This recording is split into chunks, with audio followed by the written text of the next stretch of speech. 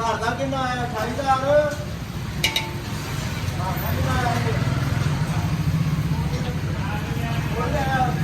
ਉਹ 20000 ਤਿਆਰ ਰੱਖਿਆ ਗਿਆ ਦੁਕਾਨ ਦਾ ਕਿੰਨਾ ਆਇਆ ਦੁਕਾਨ ਦਾ 6000 ਅਗਲੀ ਦੇ ਪਾਣ ਵਾਲੇ